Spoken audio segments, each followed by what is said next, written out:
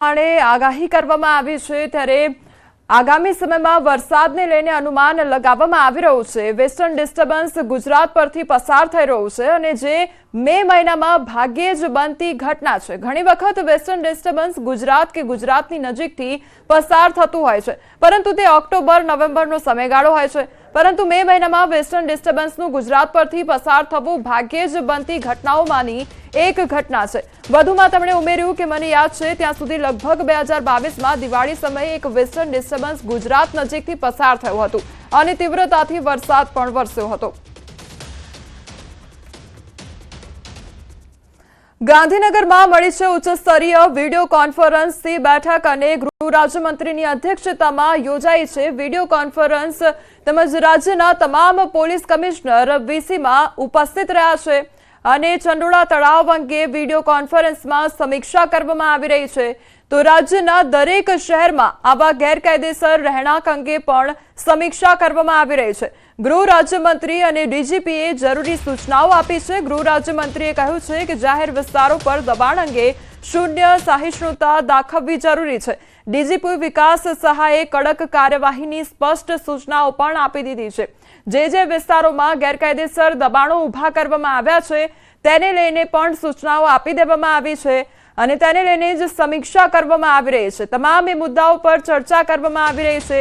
Video કોન્ફરન્સના માધ્યમથી આજે બેઠક છે તે બોલાવવામાં આવી છે। સંવાદદાતા ગીતા અમારી સાથે જોડાઈ ગયા છે। ગીતા, અત્યારે બેઠક વિડીયો કોન્ફરન્સના માધ્યમથી કરવામાં આવી રહી છે, કયા એવા મુદ્દાઓ આજે ચર્ચા કરવામાં આવશે?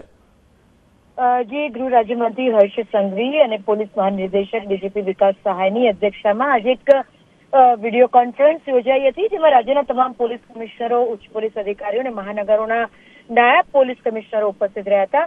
થોડી જ વાર પહેલા આ વિડીયો કોન્ફરન્સ પૂર્ણ થઈ છે। આ વિડીયો કોન્ફરન્સમાં અમદાવાદના ચંડોળા તળાવ વિસ્તારમાં જે ગેરકાયદેસર રહેણાંક રહેવાસીઓ નોંધાયા હતા અને ડિમોલિશન કરવામાં આવ્યું હતું તેની સમીક્ષા કરવામાં આવી હતી। આ તળાવ વિસ્તારમાં અન્ય જે બિનકાયદેસર વસવાટ છે, માળખાઓ છે, સંભવિત શંકાસ્પદ જે પ્રવૃત્તિઓ ચાલી રહી છે, જેના કારણે તંત્ર છેલ્લા 4 દિવસથી એલર્ટ પર છે, તેની સમીક્ષા કરવામાં આવી। સાથે સાથે રાજ્યના તમામ એવા વિસ્તારો કે જ્યાં ગેરકાયદેસર બાંધકામો અને નદી કાંઠાના વિસ્તારો છે, દરિયાકાંઠાના વિસ્તારો છે, સરકારી જમીનો છે, જેના પર ગેરકાયદેસર બાંધકામો થયેલા જણાય છે અને જેની વિગતો મંગાવવામાં આવી છે। રાજ્ય સરકાર દ્વારા, ગૃહ વિભાગ દ્વારા તેની પણ વિસ્તૃત સમીક્ષા કરવામાં આવી। બેઠકમાં પોલીસ કમિશનરો દ્વારા અલગ અલગ શહેરોની સ્થિતિ અંગે માહિતી આપવામાં આવી। કેટલાક વિસ્તારોમાં સ્થાનિક દબાણો સહિત રાજકીય દબાણોની પણ સ્થિતિ સામે આવી છે, જેની પર સમીક્ષા કરીને જરૂરી સૂચનાઓ ગૃહ રાજ્યમંત્રી દ્વારા આપવામાં આવી છે। જી ગીતા, સમગ્ર માહિતી બદલ આપનો આભાર। તો અમદાવાદમાં લલ્લા બિહારીની ક્રાઇમ બ્રાન્ચ દ્વારા અટકાયત કરવામાં આવી છે। લલ્લા બિહારીની રાજસ્થાનથી અટકાયત કરાઈ છે। તો ચંડોળા તળાવ પર ગેરકાયદેસર ફાર્મ હાઉસ બનાવવામાં આવ્યું હતું।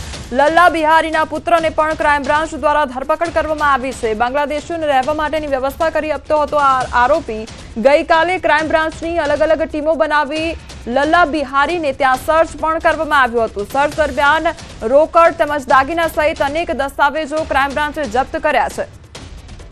સંવાદદાતા ઋત્વિજ અમારી સાથે જોડાઈ ગયા છે। ઋત્વિજ, લલ્લા બિહારીની ધરપકડ ત્યારથી લઈને અત્યાર સુધી શું અપડેટ પ્રાપ્ત થઈ રહ્યું છે? જી કોમલ, વાત કરીએ તો રાજસ્થાનના બાંસવાડા પાસે આવેલ જે મોટીજાર ગામ છે ત્યાંથી આ લલ્લા બિહારી છે તે પોતે પસાર થઈ રહ્યો હોવાની બાતમી મળતા જ અમદાવાદ ક્રાઇમ બ્રાન્ચની ટીમ છે ત્યાં પહોંચી હતી અને વોચ ગોઠવી હતી અને તે દરમિયાન જ્યારે પોતાની ઇનોવા કાર લઈને લલ્લા બિહારી ત્યાંથી પસાર થયો હતો તે દરમિયાન તેને ઝડપી લેવામાં આવ્યો છે। ખાસ કરીને અત્યાર સુધીની પોલીસ પૂછપરછ દરમિયાન સામે આવ્યું છે કે લલ્લા બિહારી છે તે પોતાના વતન ઉત્તર પ્રદેશ જવા માટેની ફિરાકમાં હતો અને ત્યાંથી રાજસ્થાન થઈને તે પોતે ઉત્તર પ્રદેશ જવા માટે નીકળ્યો હતો અને ત્યાં ગયા બાદ તે પોતે ત્યાંની રહેવાની વ્યવસ્થા સહિતની જે વ્યવસ્થા છે તે કરવાની ફિરાકમાં હતો।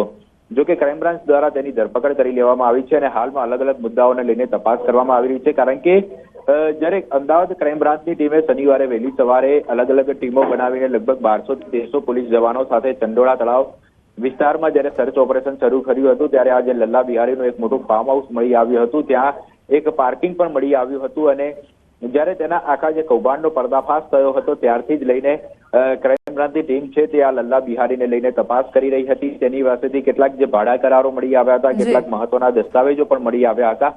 તેની પણ હાલમાં અમદાવાદ ક્રાઇમ બ્રાન્ચ દ્વારા તપાસ કરવામાં આવી રહી છે. જી ઋત્વિજ, સમગ્ર માહિતી બદલ આપનો આભાર.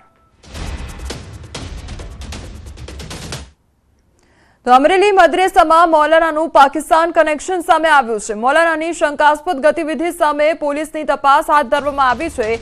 ધારીના હિમખેમડીપારા વિસ્તારમાં આવેલ મદ્રેસામાં શંકાસ્પદ મૌલાના અંગે તપાસનો ધમધમાટ શરૂ કરવામાં આવ્યો છે. મોબાઈલમાંથી પાકિસ્તાન અને અફઘાનિસ્તાનના સોશિયલ મીડિયામાં ગ્રુપ મળી આવ્યા.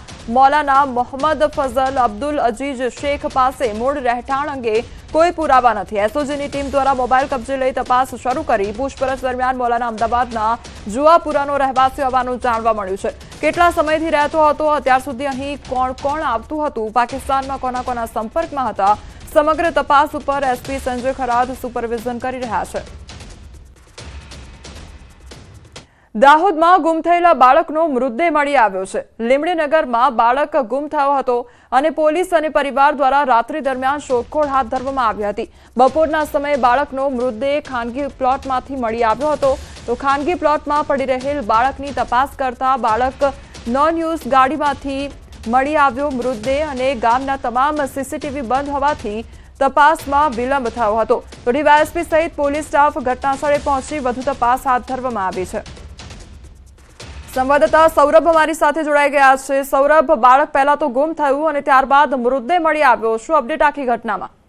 બિલકુલ કહી શકાય કે જે ગતરોજ લીમડીનગરમાં એક 12 વર્ષીય બાળક છે તે પોતાના ઘરેથી નીકળ્યો હતો અને ત્યારબાદ બાળક ગુમ થયાનો પરિવારને જાણ થઈ હતી. જો કે પરિવાર દ્વારા તેની શોધખોળ પહેલા તો તપાસ હાથ ધરવામાં આવી હતી. બપોરથી લઈને સાંજ સુધીમાં પરિવાર દ્વારા તપાસ કરવામાં આવી હતી, પરંતુ બાળક ન મળતા છેવટે લીંબડી પોલીસ સ્ટેશન મથકે જાણ કરવામાં આવી હતી. ત્યારે લીંબડી પોલીસ અને પરિવાર દ્વારા જે રાત્રિ દરમિયાન પણ બાળકની શોધખોળ હાથ ધરવામાં આવી હતી અને પરંતુ તે બાળક રાત્રિ દરમિયાન પણ નહીં મળ્યો હતો. અને આજે જે બપોરના સમયે એક ખાનગી પ્લોટની પાર્કિંગમાંથી જે ગાડીમાંથી બાળકનો મૃતદેહ મળી આવતો સમગ્ર પંથકમાં ચકચાર મચી જવા પામ્યો હતો. જો કે કહી શકાય કે લીંબડીનગરમાં જે સીસીટીવી લગાવેલા છે તે સીસીટીવી શોભાના ગાજે સમાન હોવાના કારણે જે તપાસ પણ વિલંબ થઈ હતી. ત્યારે હાલ તો ડીવાયએસપી અને પોલીસ સ્ટાફ ઘટના સ્થળે પહોંચીને વધુ તપાસ હાથ ધરી છે. જી સૌરભ, સમગ્ર માહિતી બદલ આભાર.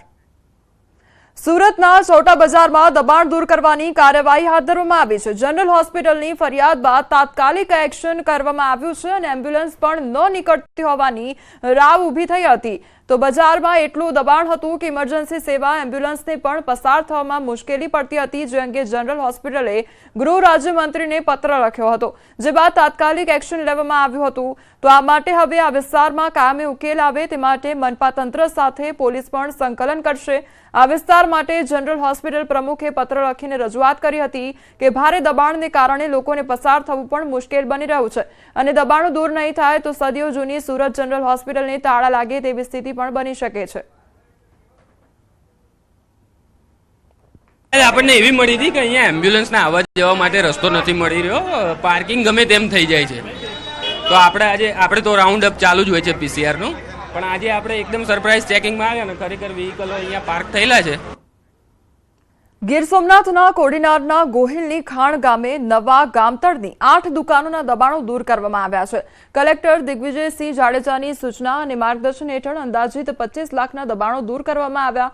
ઉલ્લેખનીય છે કે દબાણો ગામની સ્કૂલથી એકદમ નજીક કરવામાં આવ્યા હતા અને આ જગ્યા પર સરકાર દ્વારા નવા ગામતળ ફાળવીને વિવિધ યોજના અંતર્ગત મફત પ્લોટ ફાળવવાની જગ્યા હતી, જેથી આ જગ્યા પર કોમર્શિયલ દબાણો કરી આર્થિક ઉપાર્જન કરનારા તત્વો વિરુદ્ધ કડક કાર્યવાહી પણ કરવામાં આવશે. અબડાસામાં ડિમોલિશન કાર્યવાહી